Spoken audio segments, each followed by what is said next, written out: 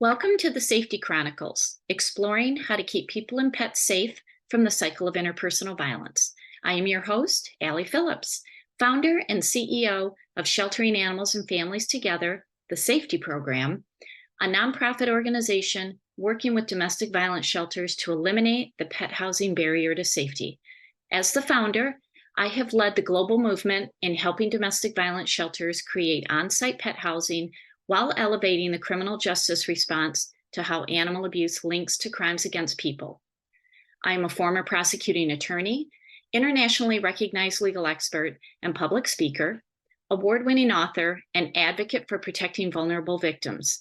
In this podcast, we will explore how and why animals are harmed in the cycle of family violence and the human-animal bond that keeps victims in harm's way with their pets. Guest speakers and I will share strategies for shelters and professionals working to safeguard survivors, why pet-inclusive sheltering is life-saving, and safety tips for those who need help. None of the content will be graphic. If you are in harm's way, please contact your nearest domestic violence shelter or call the National Domestic Violence Hotline at 1-800-799-7233. Let's get started. Welcome back to the SAFeTy Chronicles. So in this episode, I want to talk about how pet-inclusive safety shelters can actually prevent children. So I'm going to talk about the dark side and the bright side of kids and animals. Okay, so let's just cover the dark side first. So this is where animal abuse links to child abuse. When there is interpersonal violence in the home, whether it's domestic violence or child abuse, there is actually a 3 to 4 times increase in children being abused. And I've always said violence is violence, whether it is violence is happening to a 2-legged family member or a 4-legged family member. Violence is violence and nobody is safe. So the research is telling us that there is a 3 to 4 times increase in child abuse when children are witnessing or experiencing interpersonal violence in the home. When kids are exposed to interpersonal violence, they are 3 times more likely to engage in animal cruelty, according to one study. And that study found that rates of animal cruelty by youth who had been exposed to interpersonal violence ranged as high as 72%. When kids are maltreated, whether they are physically abused, emotionally abused, sexually abused, or neglected, one study found that 50% of the children engaged in animal cruelty, and that experiencing child maltreatment is correlated to later cruelty of animals. Another study found that up to 76% of animal cruelty in the home occurs in front of children. So when kids are exposed to animal abuse, that is a coercive technique done to silence the child and for the child to comply with what is going on. Now, some kids may intervene to protect their pet and in the process become hurt, and other kids may feel helpless and hopeless because they can't stop the animal abuse. One study found that up to 78% of children will risk their safety to protect their pet. These children have significantly higher rates of anxiety and depression because of the violence happening in the home. A study from 2019 found that childhood exposure to animal abuse can make a child more susceptible to externalizing the symptoms of that abuse, such as negative behaviors directed toward others. Also, increasing internalizing the symptoms, which is negative behaviors directed inward toward the self, but also committing abuse to animals and humans later in life. Now, when children are exposed to animal abuse, they are at greater risk of abusing animals because they have learned the control mechanism, the punitive behavior, and poor modeling of how to treat animals. Children are sponges. They soak up everything that they are exposed to, and it helps to create their beliefs about the world, beliefs about family, beliefs about their self, and it's where they learn behaviors. So when I have worked on cases and worked in situations where a child was abusing an animal, the first thought that I had was, what happened to that child? We are not born abusive. We can be made abusive. So what happened to that child to make them want to hurt an animal, and most of the time, an animal within the home? So studies have consistently shown us that children may harm animals when they are in a dysfunctional home with violence, when they are in a home with parents who are alcoholics or drug addicts, when they are going to school and being bullied, or maybe even being bullied by a sibling or another family member or a neighbor, or they are a bully because they are learning that behavior. So one of the most influential studies in my work that really made an impression upon me told us that kids exposed to animal abuse are up to 8 times more likely to become a violent offender, and that exposure to animal abuse as a child is the biggest predictor of becoming an offender. That study told me everything that I need to know about what I experienced in the courtroom as a prosecutor.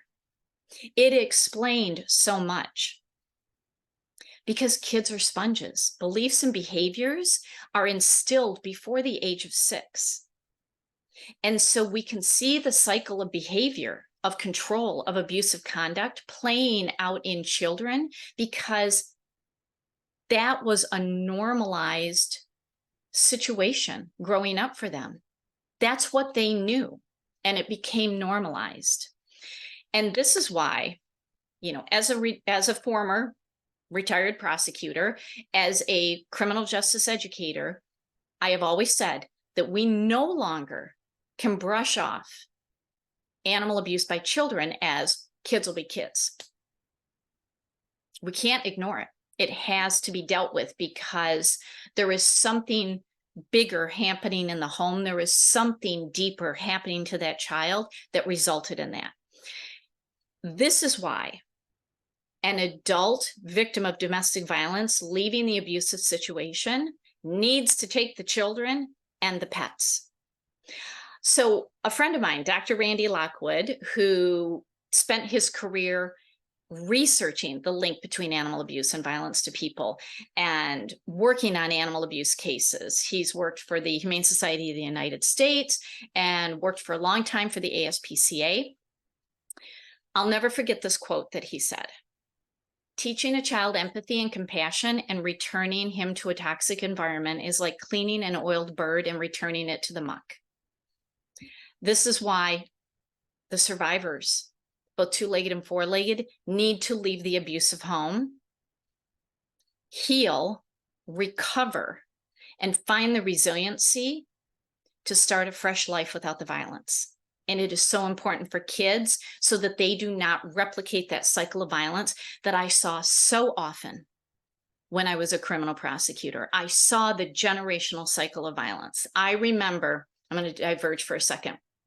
I remember one day, very early on in my career, when I was working district court, had a full day of domestic violence cases, and I'm not kidding.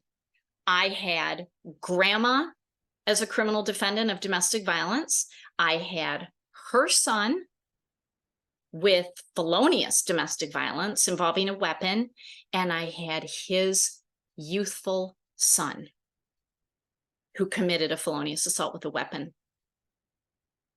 I had 3 generations on the same day in court. And that's what we need to stop. And if the family can get out and that child can be removed from the situation, then the professionals can help that child with an intervention to stop that cycle of violence. All right, that's the dark side of children's relationship to animals when they're exposed to violence in the home. Let's talk about the light side and the child-animal bond. So, if we look at the average influences to a child from the moment that they're born, parents are decorating their cribs and their bedrooms in animal themes. You're going to see animals in books and toys and cartoons and art and movies and videos. You know, furry and feathered creatures fill our children's lives, but animals help children also learn. So children have a natural affinity for animals. You know, if you've ever seen a child out at a park and they see a squirrel or a chipmunk, or they go to a zoo, they get excited and they want to run to that animal. It's an instinctual bond that we are born with. So, you know, when I was a prosecutor, when I saw a child accused of harming an animal, I wanted to know what broke that bond. You don't have to grow up with animals to have that bond. It's instinctual, it's biological. You know, children have a natural affinity to animals. And in the past 40 plus years, researchers have really articulated something that parents have known all along. Animals, in particular, companion animals, can further a child's development in a positive and conclusive way. You know, animals help with social and emotional support. They help boost self-esteem. I mean, I love watching videos on social media where the family dog is waiting on the front porch, and as soon as the school bus pulls up and that child gets off the bus after a day of school, the dog runs up to the bus to retrieve his child. There was even a video where a hen would run up to the school bus to pick up the child. It was that natural bond. But even children without pets at home are exposed to, you know, animals through friends and family and school. There are a lot of schools that have animals in the classroom, but also being exposed to wildlife in nature. For all children, animals, nature, and the environment are important vehicles for learning about kindness and compassion. There was a study 22 years ago in 2001, and in that study, it was found that a child in America is more likely to grow up with a pet than with a father. 70% of American homes have a pet. Kids are growing up with pets and outdoor animals more than ever before. Children bond to their pets, and that bond can be targeted and exploited by an abuser. My mother used to tell me this story when I was in kindergarten. I would talk about my sister, Michelle, and my kindergarten teacher got a little concerned that Michelle Phillips was not enrolled in the school district. And so I got sent home with a note, and my mom sent me back with a note to explain to the teacher that Michelle was the family cat, but she was my sister. I talked about her like my sister. So it is that bond that can be targeted and exploited by an abuser. And it is emotionally devastating and traumatic for a child to either watch their pets be harmed or killed, or to go into shelter without them. The SAFeTy program and pet inclusive domestic violence shelters is all about helping children leave a harmful environment and go into shelter to avoid the replicating cycle of violence. It is also to preserve and celebrate that bond that they have with their pets. All of it results in recovery, resiliency, and healing. Imagine a day when children exposed to violence are able to fully heal and thus be kind and empathetic toward people and animals. That is what stops the cycle of violence. So let's keep kids and pets together.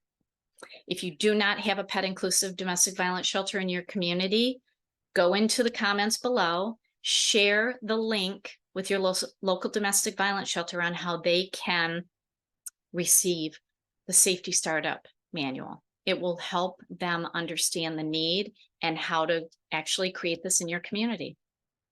All right, please post comments below. I'd love to know if this is resonating with you, and you know, what was most influential in this episode. All right, take care, everybody.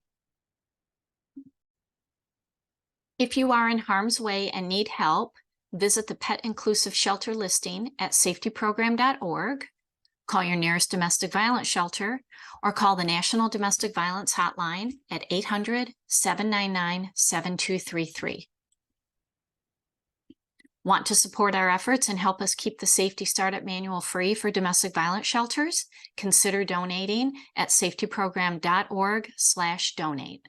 Your donation saves lives.